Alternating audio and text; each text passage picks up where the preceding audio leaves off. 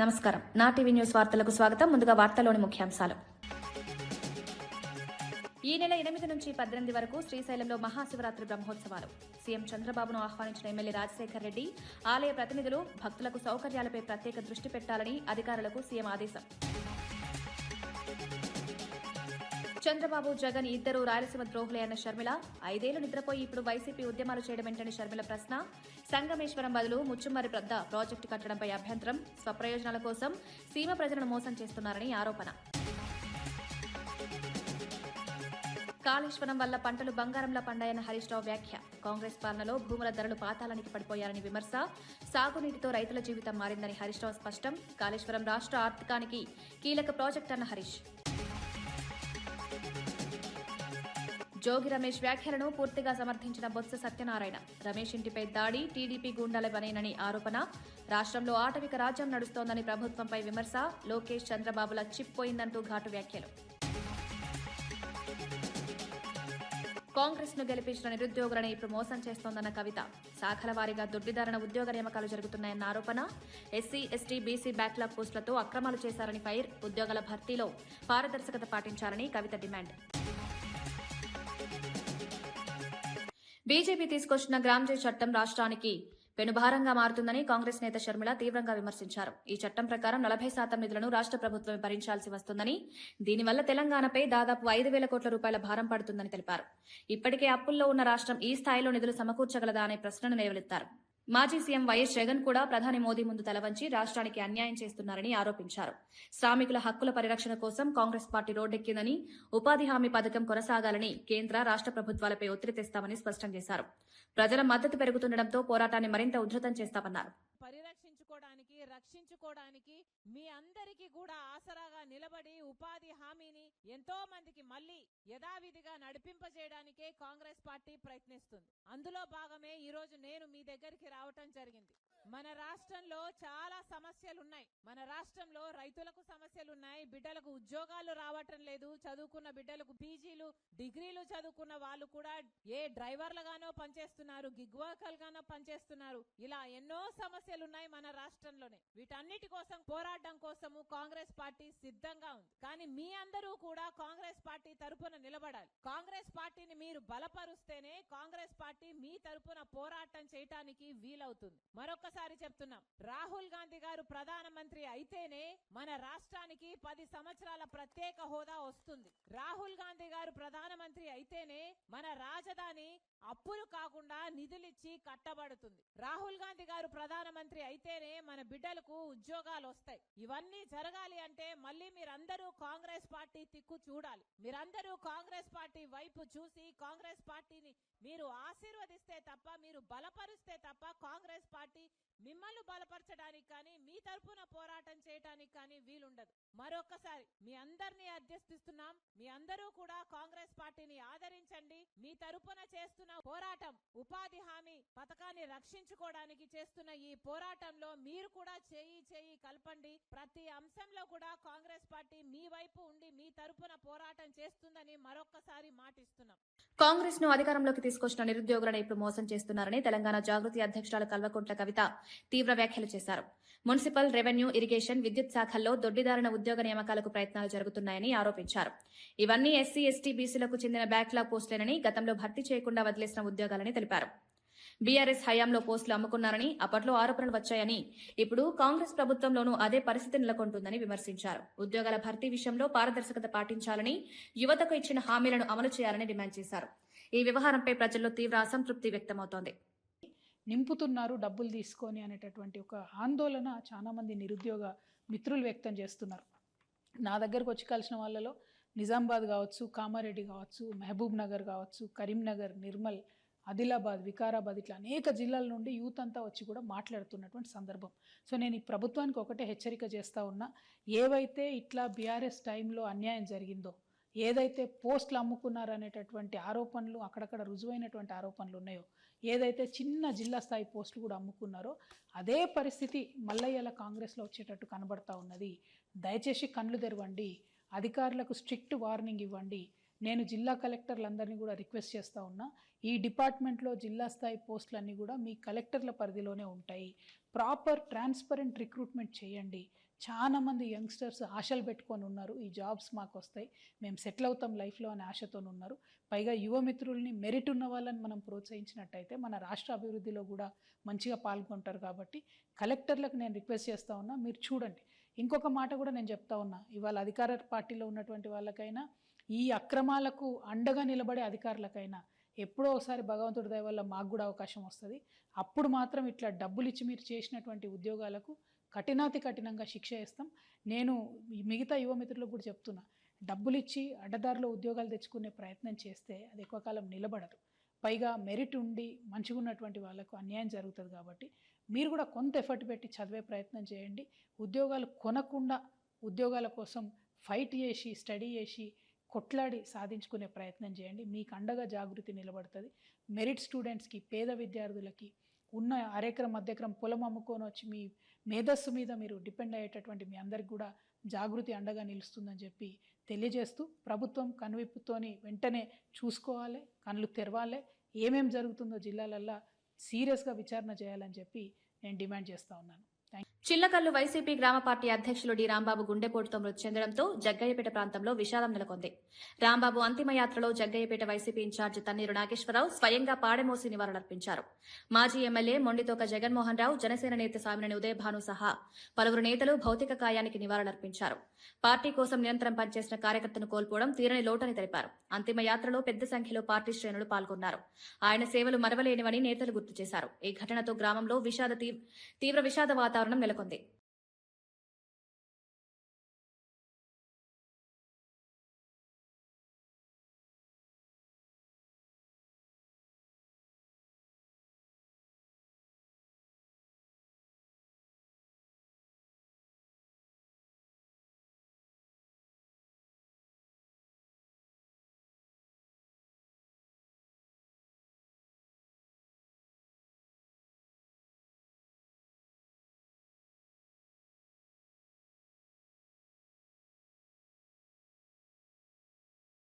గుంటూరులో మాజీ మంత్రి అంబటి రాంబాబు కుటుంబ సభ్యులను మాజీ మంత్రి గుడివాడ అమర్నాథ్, కరణం ధర్మశ్రీతో పాటు ఉత్తరాంధ్ర వైసీపీ కాపు నాయకులు పరామర్శించారు. ఈ సందర్భంగా జై కాపు అంటూ నినాదాలు చేశారు. అంబటి రాంబాబు కుటుంబానికి పార్టీ అండగా ఉంటుందని వైసీపీ నేతలు భరోసా ఇచ్చారు. సంఘీభావ ర్యాలీగా నిర్వహించిన ఈ కార్యక్రమం రాజకీయంగా ప్రాధాన్యం సంతరించుకుంది. కాపు నేతల భారీ హాజరు గుంటూరు రాజకీయాల్లో చర్చనీయాంశంగా మారింది.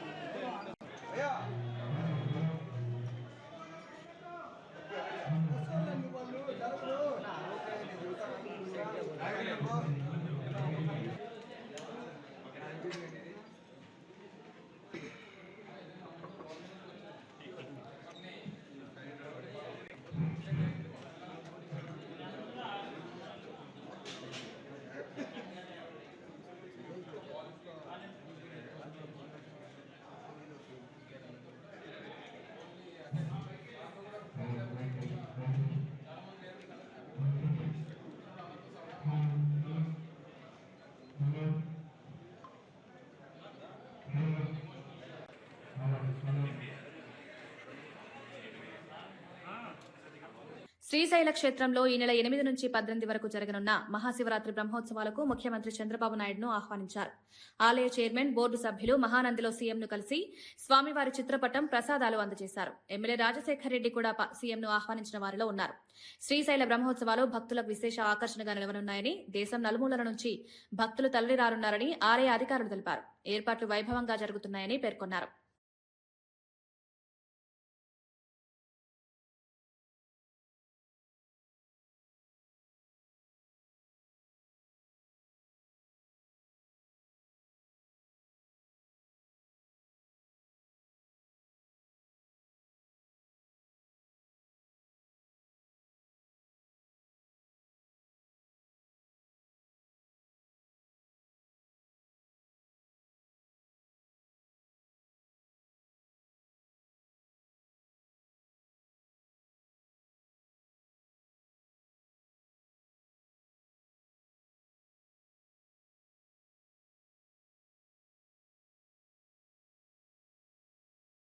వైసీపీ నాయకుడు రాంబాబు గుండెపోటుతో మృతి చెందడం పార్టీకి తీరని లోటని మాజీ మంత్రి పేర్ని నాని అన్నారు. ఈ మరణం తనను తీవ్రంగా కలిచివేసిందని తెలిపారు. రాంబాబు మరణాన్ని రాజకీయ లబ్ధి కోసం ఉపయోగించుకుంటూ పోలీసులు కుటుంబ సభ్యులను వేధించడం అత్యంత దుర్మార్గమని ఆగ్రహం వ్యక్తం చేశారు. మాజీ సీఎం వైఎస్ జగన్ ఈ ఘటనపై వెంటనే స్పందించి కుటుంబ సభ్యులతో ఫోన్లో మాట్లాడి పరామర్శించారన్నారు. ఈ ఘటనపై న్యాయపరమైన విచారణ జరిపించాలని డిమాండ్ చేస్తూ రాజకీయ కక్ష సాధింపుల కోసం మృతుల కుటుంబాలను ఇబ్బందులకు గురి చేయడం ప్రజాస్వామ్యానికి విరుద్దమని వ్యాఖ్యానించారు. అలాగే దొంగల రాంబాబు గారి యొక్క అకాల మరణం, హఠాన్ మరణానికి వైఎస్ఆర్ కాంగ్రెస్ పార్టీ చింతిస్తూ బాధపడుతూ ఆ కుటుంబానికి ధైర్యం చెప్తూ రాంబాబుని తిరిగి తేలేమేమో కానీ తెచ్చి ఇవ్వలేం కానీ వైఎస్ఆర్ కాంగ్రెస్ పార్టీ జగన్మోహన్ రెడ్డి దగ్గర నుంచి చిలకలలోని చిన్న కార్యకర్త వరకు మీకు అండగా ఉంటాం. మీకు ధైర్యం కోల్పోకుండా మీకు ప్రతి దాంట్లో మేము అండగా ఉంటాం అని చెప్పి అయితే ధైర్యం చెప్పడానికి ప్రయత్నం చేశాం.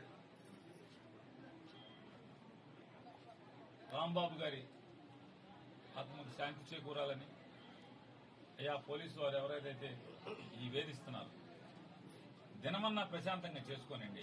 చిన్న కర్మ పెద్ద కర్మ అన్నా ప్రశాంతంగా చేసుకోనండి. అరే మాకు అనుమానం లేదు మరో అని చెప్పి కుటుంబం అంతా అల్లాడుతుంటే కూడా ఈ రకంగా చేయటం ఎంతవరకు? ఈ మూడు సింహాలను అడగండి ఒకసారి. అది ధర్మం అధర్మం మీరు చేసే ఉద్యోగం అని ఎతో పలుకుతూ మరొకసారి రాంబాబు గారికి ఆత్మకు శాంతి చేకూరాలని, ఆ కుటుంబానికి, ఆ భార్యకి, అన్నదమ్ములకి, అక్క చెల్లెలకి, తండ్రికి, వృద్ధ వయసులో ఉన్నట్టు తండ్రికి భగవంతుడు మనోధైర్యాన్ని ఇవ్వాలని చెప్పని మనస్ఫూర్తిగా ప్రార్థిస్తూ జోహార్. తిరుపతి లడ్డూ తయారీలో ఉపయోగించిన నెయ్యి సరఫరాపై అనుమానాలు పెరుగుతున్నాయని వైసీపీ నేత మార్గాని భరత్ ప్రశ్నించారు. 4 ట్యాంకర్లను తొలుత తిరస్కరించి 2 రోజుల తర్వాత అదే నెయ్యిని వైష్ణవి డైరీ ద్వారా ఎందుకు వినియోగించారో సీఎం చంద్రబాబు సమాధానం చెప్పాలని డిమాండ్ చేశారు. భక్తుల విశ్వాసానికి సంబంధించిన అంశంలో పారదర్శకత అవసరమన్నారు. ఈ అంశంపై స్పష్టమైన వివరణ ఇవ్వకపోతే ప్రజల్లో అనుమానాలు మరింత పెరుగుతాయని తెలిపారు. తిరుమల ఆలయ ప్రతిష్టను కాపాడాల్సిన బాధ్యత ప్రభుత్వానిదేనని పేర్కొంటూ ఈ వ్యవహారంపై స్వతంత్ర విచారణ జరిపించాలని కోరారు. ఎంత అన్యాయంగా మాట్లాడుతూ ఉన్నాడు అంటే, తిరుమల లడ్డూ ప్రసాదంలో బాత్రూంలో వాడే కెమికల్స్ వాడారని ఆయన మాట్లాడుతూ ఉన్నాడు. అసలు మీది నోరా లేకపోతే ఇంకేమన్నా అనాలా అని అడుగుతా ఉన్నా. నిజంగా ఒక్క మాట అయితే చెప్తున్నా, మా హయాంలో 2019 నుంచి 24 దాకా మా హయాంలో ఏదైతే శాంపిల్స్ తీశారో, నేను ఇవాళ అడుగుతా ఉన్నా, 4 ట్యాంకర్స్ రిజెక్ట్ చేశారు కదండి. ఆ రిజెక్ట్ చేసిన ట్యాంకర్స్ డేట్స్ నేను చెప్తున్నా. 6/7/2024 2 ట్యాంకర్స్ రిజెక్ట్ చేశారు. ఎక్కడైతే ఏఆర్ డైరీ నుంచి వచ్చిన ట్యాంకర్స్. మళ్ళీ అదేవిధంగా 12/7/2024 ఇంకొక 2 ట్యాంకర్స్ రిజెక్ట్ చేశారు. 4 ట్యాంకర్స్ రిజెక్ట్ చేశారు కదా.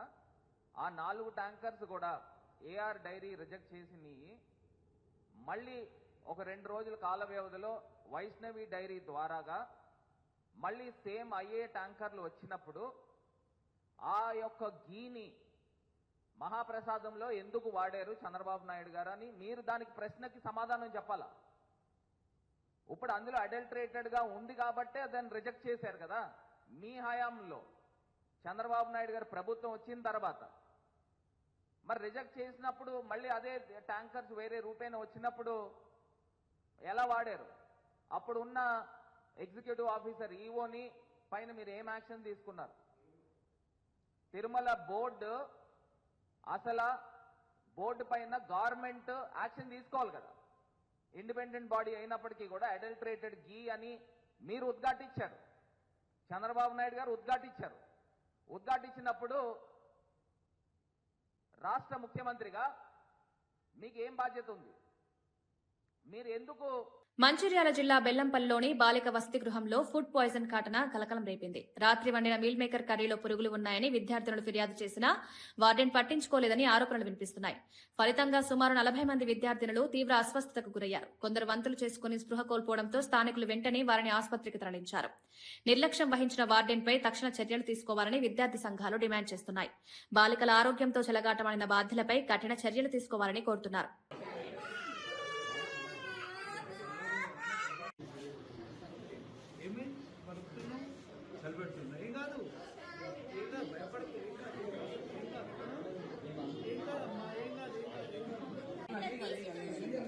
తీసి చూస్తే అందులో 5-6 పురుగులేదు.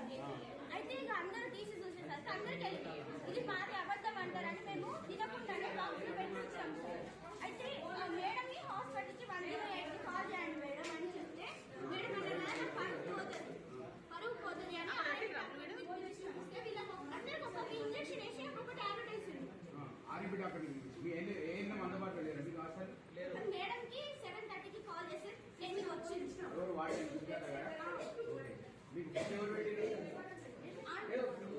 వాటిని పర్యవేక్షణ వాటిని లేకుండా అది హైపర్ వెంటిలేషన్ సిండ్రోమ్ సార్. కొంచెం ఆ గూగుల్కు టెన్షన్ కొంచెం ఈ టెన్షన్కి కొంచెం ఇట్లా అయిపోయింది. ఫుడ్ పాయిజన్ అయితే అయింది. ట్రీట్మెంట్ అయితే తీసుకున్నాం. ఇది కూడా చూస్తాం. ఎవరికి ఇబ్బంది కాకుండా చూడండి. ఇక్కడ ఏమన్నా మీకు ప్రాబ్లం అనిపిస్తే జిల్లా హాస్పిటల్ పంపించేద్దాం. లవ్ జిహాద్ ను అడ్డుకోవాలని, హిందూ అమ్మాయిల భద్రతను కాపాడుకోవాలని బీజేపీ ఎంపీ తేజస్వి సూర్య వ్యాఖ్యానించారు. మత మార్పిడులను ప్రోత్సహించే చర్యలు దేశ సామాజిక సమతుల్యతకు ప్రమాదకరమని అభిప్రాయపడ్డారు. ఈ అంశంపై ప్రభుత్వం కఠిన చర్యలు తీసుకురావాలని డిమాండ్ చేశారు. యువతను లక్ష్యంగా చేసుకుని జరుగుతున్న మత మార్పులపై అప్రమత్తంగా ఉండాలని సూచించారు. ఈ వ్యాఖ్యలు రాజకీయంగా తీవ్ర చర్చకు దారితీశాయి. మత స్వేచ్ఛ పేరుతో అక్రమ కార్యకలాపాలకు పాల్పడితే సహించబోమని హెచ్చరించారు. 1000 ವರ್ಷ ಆಗತ್ತೆ. 1000 ವರ್ಷ ಆದಮೇಲೂ ಕೂಡ ಈ ದೇಶದ ಒಬ್ಬ ಹಿಂದೂ ಪ್ರಧಾನಿ ಹೆಮ್ಮೆಯಿಂದ ಅಲ್ಲಿಗೆ ಹೋಗಿ 1000 ವರ್ಷದ ಆಚರಣೆಯನ್ನು ಮಾಡ್ತಾರೆ ಅಂತಂದ್ರೆ ಹಿಂದೂಗಳು ಉಳಿದಿದ್ದಾರೆ ಅನ್ನೋ ಕಾರಣಕ್ಕೋಸ್ಕರ. ದೇವಸ್ಥಾನ ಉಳಿಯುವಂಥದ್ದು ಭಕ್ತನಿಂದಾಗಿ, ಧರ್ಮ ಉಳಿಯುವಂಥದ್ದು ಅನುಯಾಯಿಯಿಂದಾಗಿ. ಸೋಮನಾಥ ದೇವಸ್ಥಾನ ಪ್ರತಿ ಬಾರಿ ಬಿದ್ದಾಗಲೂ ಕೂಡ ಅದನ್ನ ಮತ್ತೆ ಕಟ್ಟಿದ್ದು ಭಕ್ತ. ಹಿಂದೂಗಳನ್ನ ಸಂಖ್ಯೆಯಲ್ಲಿ ನಾವು ಉಳಿಸ್ಕೊಳ್ಬೇಕಾಗಿದೆ. ಮತಾಂತರವನ್ನು ವಿರೋಧ ಮಾಡಬೇಕಾಗಿದೆ. ಜೊತೆಗೆ ಯಾರ್ಯಾರು ವಾಪಸ್ಸು ಮಾತೃಧರ್ಮಕ್ಕೆ ಬರೋದಕ್ಕೆ ಬರ್ತಾರೋ ಅವರನ್ನು ಕೂಡ ಎರಡೂ ಕೈಯನ್ನು ಆಲಂಘನೆ ಮಾಡಿ ಅವರನ್ನು ಮತ್ತೆ ಮಾತೃಧರ್ಮಕ್ಕೆ ಕರ್ಕೊಂಡು ಬರಬೇಕಾಗಿರುವಂತಹ ಕೆಲಸವೂ ಕೂಡ ಆಗಬೇಕಾಗಿದೆ. ಹಿಂದೂ ಸಮಾಜವಾಗಿ, ಸಾಮಾಜಿಕವಾಗಿ ನಾವು ಮಾಡಬೇಕಾಗಿರುವಂತಹ ಈ ಕೆಲಸಗಳಿದೆ. ಅದರ ಜೊತೆಗೆ ಕಡೆಯದಾಗಿ ಬೇರೆ ಮತಗಳಲ್ಲಿ they are a self contained political system. Hindu ಧರ್ಮದಲ್ಲಿ ರಾಜಕೀಯ ಮತ್ತು ಧಾರ್ಮಿಕ ಆಧ್ಯಾತ್ಮಿಕತೆ ಎರಡೂ ಬೇರೆ ಬೇರೆ ಇದೆ. ಬೇರೆ ಮತಗಳಲ್ಲಿ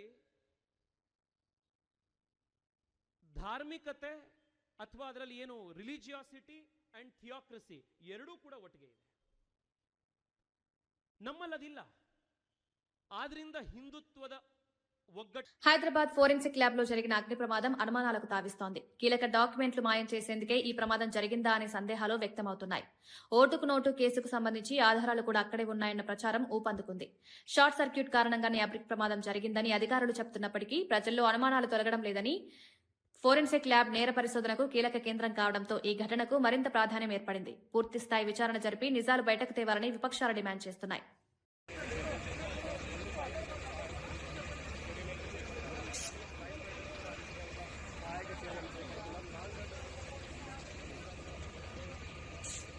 గత 30 ఏళ్లలో ఎప్పుడైనా పెట్రోల్ బాంబులు, యాసిడ్ బాంబుల సంస్కృతి చూశామా అని మాజీ మంత్రి బొత్స సత్యనారాయణ ప్రశ్నించారు. జోగి రమేష్ ఇంటిపై జరిగిన దాడిని తీవ్రంగా ఖండించారు. ఇతర ప్రాంతాల నుంచి అల్లరి మూకలను తీసుకొచ్చి కావాలని దాడులు చేయించారని ఆరోపించారు. ఇలాంటి దాడులు సమాజానికి చాలా ప్రమాదకరమని, రాజకీయ విభేదాలు హింసాత్మకంగా మార్చడం రాష్ట్రానికి మంచిది కాదన్నారు. ప్రజాస్వామ్యంలో భిన్నాభిప్రాయాలకు చోటుండాలని, కానీ దాడులు చేయడం ఎట్టి పరిస్థితుల్లోనూ సమర్థనీయం కాదని స్పష్టం చేశారు. దాడుల వెనుక ఉన్న వారిని గుర్తించి కఠిన చర్యలు తీసుకోవాలని డిమాండ్ చేశారు. ఈ రాష్ట్రంలో పరిపాలన అనేది ఉందా, ప్రభుత్వం అనేది ఉందా అని అనిపిస్తుంది. ఇది ప్రజాస్వామ్య రాష్ట్రం, ప్రజాస్వామ్యంలో ఉన్న పరిపాలన, ఇది ఆటవిక రాజ్యమా? ఎప్పుడైనా గత 30 సంవత్సరాల ముందు జరిగినాయి పెట్రోల్ బాంబులు, యాసిడ్ బాంబులు అనేది ఎక్కడైనా ఈ సంస్కృతిని చూస్తాము మనం. అంటే ఎంత దిగజారిపోయింది ఈ ప్రభుత్వంలో శాంతి భద్రతలు కానీ, లేదు ప్రభుత్వ నాయకత్వంలో వాళ్ళ లోపాలు కానీ. అవన్నీ తేటతెల్లంగా కనిపిస్తున్నాయి. చాలా ప్రమాదకరం. ఇలాంటి రాష్ట్రం ఎలాంటి ప్రభుత్వాలు ఉన్నాం, మన ఆంధ్ర రాష్ట్రానికి మన స్వాములైన ఈ ప్రజలకి ఇలాంటి ప్రభుత్వాలు ఉన్నాం. చాలా దురదృష్టం. విజయవాడ నుంచి లేకపోతే ఇంకో జగ్గేపేట నుంచో విజయవాడ నుంచో లేకపోతే పక్కనున్న మచిలీపట్నం నుంచో అంత దూరం నుంచి అల్లరి మొక్కలు వచ్చి ఈ రకంగా పెట్రోల్ బాంబులు యాసిడ్ బాంబులు వేసి ఇంట్లో ఉన్న వాళ్ళందరినీ కూడా జరగకూడదు జరిగితే అదే మీ ఆలోచన విధానం ఏంటి?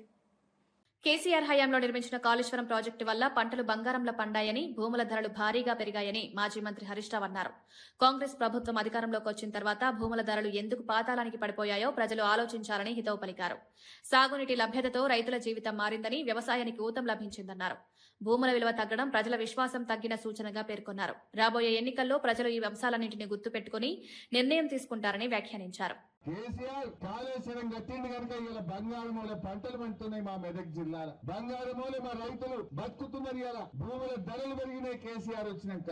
అరే మీకు తెలియదా చెల్లె, అప్పుడు ఇదే గజ్వేల్లో 5 లక్షలకు 10 లక్షలకు భూమి కేసీఆర్ వచ్చినాక ₹1 పెరిగినాయో లేవా? భూముల ధరలు విలువలు పెరిగినాయో లేవా? కాంగ్రెస్ వచ్చినాక ఏమైంది? భూముల ధరలు పాతాళానికి, బంగారం ధరలు ఆకాశానికి అయినాయా లేవా? రేవంత్ రెడ్డి ఏమన్నాడు? కళ్యాణ లక్ష్మి ₹1,00,000 ఇచ్చిండు కేసీఆర్, నేను తులం బంగారం కలుపుతా. కలిపిండు ఎవరికన్నా? వచ్చిన ఎవరికన్నా? ఆ కళ్యాణ లక్ష్మి చెక్కు కూడా చక్కగొత్తలేదు. బంగారం ఇయ్యలేదు కానీ బంగారం ధరలు మాత్రం ఆకాశాన్ని అంటున్నాయి. భూముల ధరలు పాతాళానికి అంటున్నాయి. ఏదైనా బిడ్డ పెండ్లు ఉన్నది, ఇంట్లో లగ్గం ఉన్నది, దవాఖాన ఉన్నది అని ఏదైనా ఒక అర్ధెకరం అమ్ముకుందామంటే అసలు కొనటోడున్నాడా?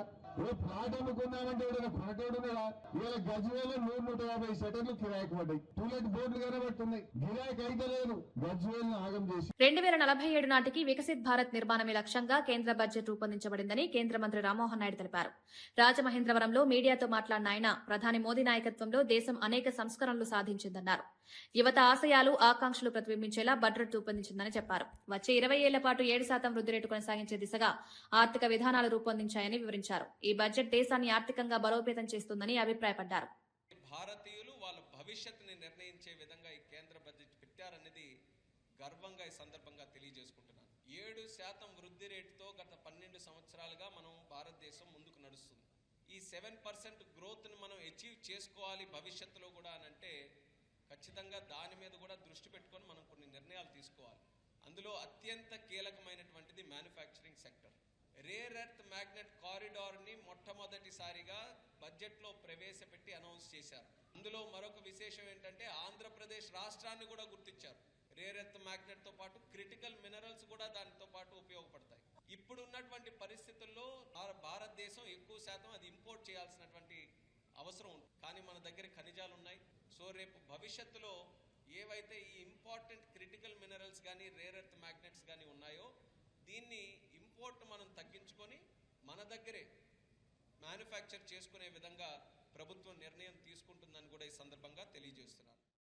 హైదరాబాద్ జూబ్లీహిల్స్ లోని శ్రీవారి ఆలయంలో బ్రహ్మోత్సవాలకు విస్తృత ఏర్పాట్లు జరుగుతున్నాయి. ఈ నెల 17 నుంచి 25 వరకు జరగనున్న బ్రహ్మోత్సవాల ఏర్పాట్లను టీటీడీ చైర్మన్ బీఆర్ నాయుడు పరిశీలించారు. భక్తులకు ఎలాంటి ఇబ్బందులు కలగకుండా సౌకర్యాలు కల్పించాలని అధికారులకు సూచించారు.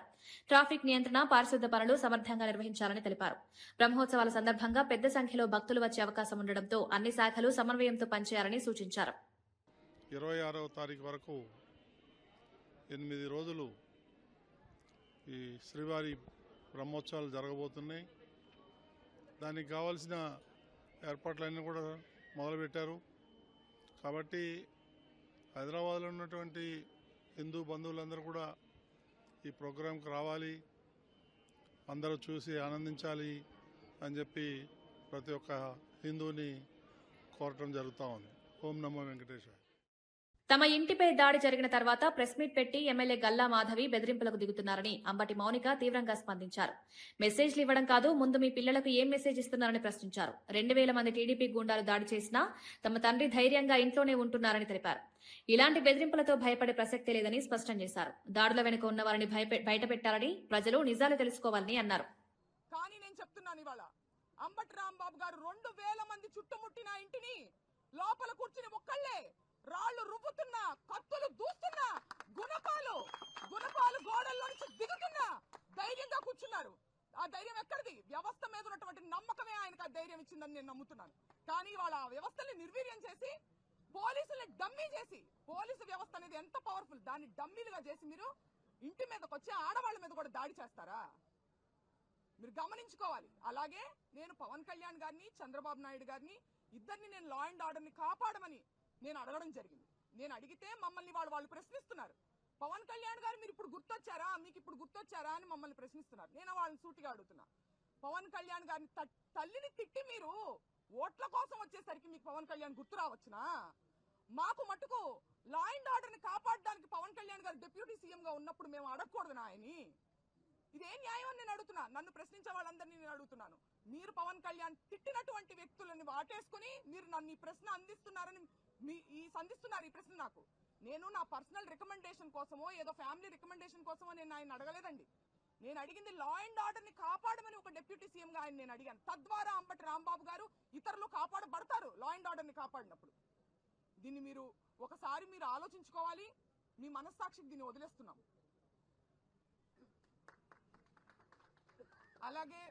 అలాగే ఈ సందర్భంగా మా కోసం ఈ కష్టకాలంలో మాకు సపోర్ట్గా ఉండడం కోసం, మాకు ధైర్యాన్ని ఇవ్వడం కోసం తరలి వచ్చిన మా అన్నలకి, తమ్ముళ్ళకి, అందరికీ నేను ఎప్పటికీ రుణపడి ఉంటానని, మా కుటుంబం ఎప్పటికీ రుణపడి ఉంటుందని తెలియజేసుకుంటున్నాను. కృతజ్ఞతలు. వార్తలు ముగించే ముందు ముఖ్యాంశాలు మరోసారి. ఈ నెల 8 నుంచి 18 వరకు శ్రీశైలంలో మహాశివరాత్రి బ్రహ్మోత్సవాలు. సీఎం చంద్రబాబును ఆహ్వానించిన ఎమ్మెల్యే రాజశేఖర్ రెడ్డి, ఆలయ ప్రతినిధులు భక్తులకు సౌకర్యాలపై ప్రత్యేక దృష్టి పెట్టాలని అధికారులకు సీఎం ఆదేశం. చంద్రబాబు, జగన్ ఇద్దరు రాయలసీమ ద్రోహులే అన్న షర్మిల, 5 ఏళ్లు నిద్రపోయి ఇప్పుడు వైసీపీ ఉద్యమాలు చేయడమేంటని షర్మిల ప్రశ్న. సంగమేశ్వరం బదులు ముచ్చుమర్రి పెద్ద ప్రాజెక్టు కట్టడంపై అభ్యంతరం. స్వప్రయోజనాల కోసం సీమ ప్రజలను మోసం చేస్తున్నారని ఆరోపణ. కాళేశ్వరం వల్ల పంటలు బంగారంలా పండాయన్న హరీష్ రావు వ్యాఖ్య. కాంగ్రెస్ పాలనలో భూముల ధరలు పాతాళానికి పడిపోయారని విమర్శ. సాగునీటితో రైతుల జీవితం మారిందని హరీష్ రావు స్పష్టం. కాళేశ్వరం రాష్ట్ర ఆర్థికానికి కీలక ప్రాజెక్ట్ అన్న హరీష్. జోగి రమేష్ వ్యాఖ్యలను పూర్తిగా సమర్థించిన బొత్స సత్యనారాయణ. రమేష్ ఇంటిపై దాడి టీడీపీ గూండాల పనేనని ఆరోపణ. రాష్ట్రంలో ఆటవిక రాజ్యం నడుస్తోందని ప్రభుత్వంపై విమర్శ. లోకేష్, చంద్రబాబుల చిప్పోయిందంటూ ఘాటు వ్యాఖ్యలు. కాంగ్రెస్ ను గెలిపించిన నిరుద్యోగులను ఇప్పుడు మోసం చేస్తోందన్న కవిత. శాఖల వారీగా దొడ్డిదారణ ఉద్యోగ నియామకాలు జరుగుతున్నాయన్న ఆరోపణ. ఎస్సీ, ఎస్టీ, బీసీ బ్యాక్లాగ్ పోస్టులతో అక్రమాలు చేశారని ఫైర్. ఉద్యోగాల భర్తీలో పారదర్శకత పాటించాలని కవిత డిమాండ్. ఇవి ఈనాటి వార్తా విశేషాలు. మరో బులెటిన్లో మళ్ళీ కలుద్దాం. నమస్కారం.